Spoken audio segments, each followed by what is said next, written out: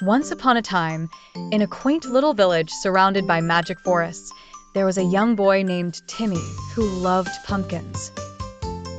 His grandpa owned a small patch of land where dozens of pumpkins grew, each unique and bursting with colors of autumn.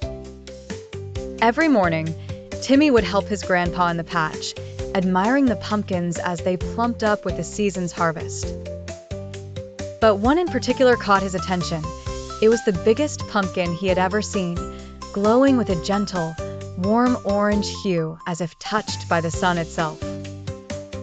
"Grandpa," Timmy exclaimed one day, "this pumpkin here is growing bigger by the tick of the clock. I wish I could climb inside it and have a cozy nap." Grandpa chuckled. "Oh, Timmy, if this pumpkin keeps growing, perhaps you might have your wish." As days went by, the pumpkin grew so large that it seemed to pulse with enchantment, attracting the attention of every villager. Timmy spent his afternoons singing to it and telling stories about the stars and moon.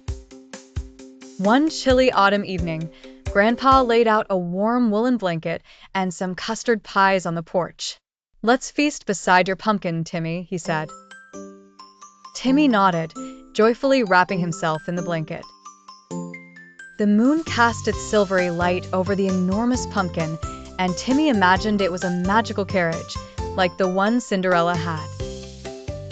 "Wouldn't it be amazing," he mused to his grandpa, "if this pumpkin turned into a carriage? We could sail through the sky, sharing pie with the moon and stars." Just as he said this, a gentle breeze swirled around them, and the pumpkin shimmered.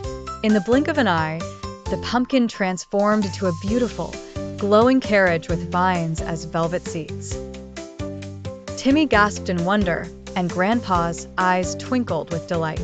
"I always knew this was a special pumpkin," Grandpa said softly. "Come on, Grandpa, let's take a ride through the starry night." Timmy giggled. They climbed into the carriage, and as if guided by magic, the pumpkin lifted into the cool night air. They soared above the farm, flying gently past the villages, where the townsfolk paused and gazed up at the luminous carriage, waving.